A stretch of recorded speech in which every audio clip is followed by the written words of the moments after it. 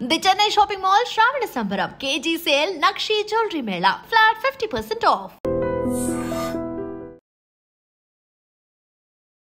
వేట కొడవలితో కన్న తల్లిని అత్యంత దారుణాతి దారుణంగా పాశవికంగా నరికి చంపేశాడు ఓ కసాయి కొడుకు. ఏలూరు జిల్లా కొయ్యలగూడెం అశోక్ నగర్లో ఈ దారుణమైన ఘటన ప్రతి ఒక్కరిని తీవ్ర కలవరపాటుకు గురి చేస్తోంది. అసలు కన్న తల్లి తండ్రి అంటే దేవుడు అన్ని చోట్ల ఉండలేకే ప్రతి ఒక్కరికి కూడా కన్న తల్లిదండ్రులను ఇచ్చారు. ఎందుకంటే వాళ్ళు పెట్టినటువంటి ఎఫర్ట్స్ వల్లే ఈరోజు మనం ఇంత ఫ్రీడమ్గా కావచ్చు, చాలా స్వేచ్ఛగా బ్రతకగలుగుతున్నాం, చాలా ఉన్నతంగా ఎదుగుతున్నాం. కానీ కొన్ని ఘటనల్లో ఆస్తుల కోసం కన్న తల్లిదండ్రులను హత్యలు చేస్తున్నారంటే ఇలాంటి దుర్మార్గుల్ని ఏమనాలి, ఎలా శిక్షించాలో కూడా అర్థం కావటం లేదు. సో ఇలాంటి వాళ్ళ కోసం కొత్త చట్టాలు ఏమైనా కఠినంగా రావాలా అనిపిస్తూ ఉంటుంది. ఈ దృశ్యాలు ప్రతి ఒక్కరిని తీవ్రంగా కలిచివేస్తున్నాయి. ఆమె జక్కుల నరసమ్మ, ఆమె కొడుకు శివ, అలాగే ఆమెకి కూతురు కూడా ఉంది. అయితే ఈ కొడుకు శివ వ్యసనాలకు అలవాటు పడ్డాడు. తాగటం కావచ్చు, బెట్టింగ్ యాప్స్ కావచ్చు, ఇలాంటి కొన్ని వ్యసనాలకు అలవాటు పడి అప్పుల పాలైపోయాడు. ప్రస్తుతం ఇతను తల్లితో కాకుండా అత్తారింట్లో ఉంటున్నాడు. అయితే తల్లికి ఒక చిన్న ఇల్లుంది, ఆమె భర్త కూడా లేకపోవడం, 2 పిల్లలు పాప బాబు, వీళ్ళిద్దరే ఉన్నారు. కానీ ఈ వయసులో కూడా ఎవరి మీద ఆధారపడకుండా తన పోషణ తనే చూసుకోవాలన్న ఆలోచనతో ఆ ఇంటిని కాస్త అద్దెకిచ్చి ఒక చిన్న పూర గుడిసెలో ఉంటుంది. అలానే అశోక్ నగర్లో స్థానికంగా కూరగాయలు అమ్ముకుంటూ జీవనం గడుపుతోంది.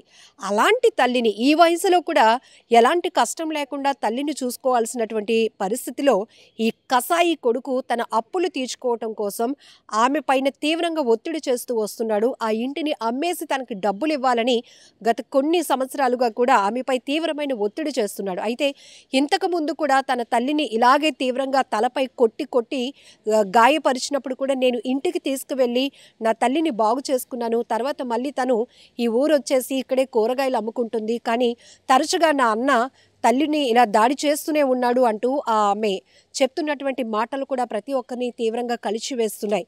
ఇక్కడ ఒక విషయం మనం చూడొచ్చు, కేవలం ఆస్తి కోసమే ఆ వ్యక్తి అత్యంత నరరూప రాక్షసుడుగా మారిపోయాడు అని చెప్పటంలో ఎలాంటి డౌట్ లేదు. ఎందుకంటే ఆమె కూరగాయలు అమ్ముకుంటూ ఉంటుంటే, అమ్మ నీతో మాట్లాడాలి, ఇంటికి రా అని చెప్పాడు. ఆ తల్లి అనుకుంది, అమ్మో నా కొడుకు ఏదో మాట్లాడాలి అంటున్నాడు అని ఎంతో సంతోషంతో ఆ షాప్ని పక్క వాళ్ళకి అప్పచెప్పి ఇంటికి వెళ్తుంది. ఇంటికి వెళ్తున్న టైంలోనే నడి రోడ్డు పైన అందరూ చూస్తుండగానే తనతో తెచ్చుకున్నటువంటి వేట కొడవలతో ఆ తల్లి వెనక వైపు నుంచి వెళ్ళి తలపై అత్యంత పాశవికంగా కొట్టి చంపేశాడు. ఆమె ఆ గాయాలకి రక్తం కారుతూ కిందన పడిపోయినా కూడా ఇంకా అతను కసి తీరలేదు.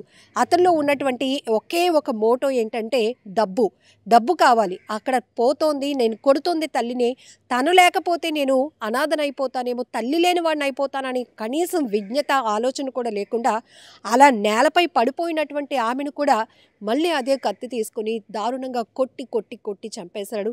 అయితే కొన్న ఊపిరితో ఉన్నటువంటి ఆమెను స్థానికంగా ఉన్నటువంటి హాస్పిటల్కు తీసుకువెళ్తే అక్కడ ప్రాథమిక చికిత్స అందించిన తర్వాత మెరుగైన వైద్యం కోసం కాకినాడ ఆసుపత్రికి తరలించగా ఆమె చికిత్స పొందుతూ మరణించింది. చాలా దారుణాతి దారుణం. నడి రోడ్డుపై జరిగినటువంటి ఘోరం ఇది. అందరూ చూస్తున్నారు. ఇంకొక వైపు అంత దూరంలో ఒక తల్లి తన కూతురుకో కొడుకో కళ్ళు కూడా మూసేస్తోంది. అంటే అలాంటి దృశ్యాలు మనం అసలు చూస్తామా అంటే సినిమాల్లో చూస్తాం, కానీ అవి చిత్రీకరించే దృశ్యాలు అయినప్పటికీ కూడా చూడటానికి కూడా మనకు వణుకు పుడుతుంది. అమ్మో ఇంత దారుణంగా ఉంది, పిల్లలకి ఇవి చూపించకూడదు అని. సో ఇప్పుడు రియల్ లైఫ్లో ప్రాక్టికల్గానే నడి రోడ్డుపై అందరూ చూస్తుండగా స్థానికులు కూడా ఉన్నారు అని భయం లేకుండా, తర్వాత నన్నేం చేస్తారు అని కనీసం విజ్ఞత కూడా లేకుండా విచక్షణ కోల్పోయినటువంటి ఆ కసాయి కొడుకు నరరూప రాక్షసుడుగా మారిపోయి ఆ తల్లిని పొట్టన పెట్టుకున్నాడు. ఆ కన్న తల్లిని నరికి దారుణాతి దారుణంగా చంపేసినటువంటి ఘటన ఇది ప్రతి ఒక్కరిని కలవరపాటుకు గురి చేస్తోంది. ఏమైపోతుంది సమాజం? కొన్ని నేర ఘటనలు చూస్తే, నేర ప్రవృత్తి పెరుగుతున్నటువంటి విధానం చూస్తుంటే మనుషులు ఎందుకు ఇలా మారిపోతున్నారు, రాక్షసులుగా ఎందుకు మారిపోతున్నారు అనిపిస్తోంది. కనీసం అడవిలో ఉన్నటువంటి మృగాలకైనా కొంత ఎఫెక్షన్ ఉంటుంది, వాటిని మచ్చిక చేసుకుంటే మనుషులతో కూడా అవి స్నేహం చేసి చాలా ప్రేమగా ఉంటాయి. కానీ ఇక్కడ కుటుంబ సభ్యులే కేవలం ఆస్తి కోసమే ఇలా నరరూపంగా మారిపోతున్నారు, రాక్షసులుగా మారిపోతూ మరొక వ్యక్తుల్ని పొట్టన పెట్టుకుంటున్నారు, హత్యలు చేస్తున్నారు. దీనికి వెనకడుగు వేయటం లేదు. సుపారీ ఇచ్చి మరి హత్యలు చేయడానికి కూడా వెనకడుగు వేయటం లేదు. సో ఈ ఘటనలో చూస్తే కన్న తల్లినే కొడుకు ఇంత పాశవికంగా నరికి చంపినటువంటి ఘటన.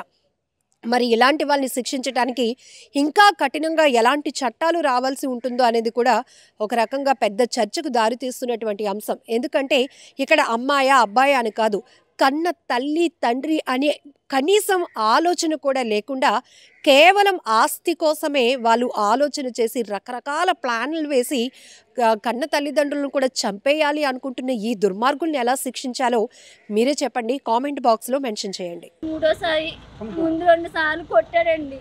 కొట్టినా మేము తోడబుట్టినోడని మేము ఎక్కడా బయట పెట్టుకోలేదు.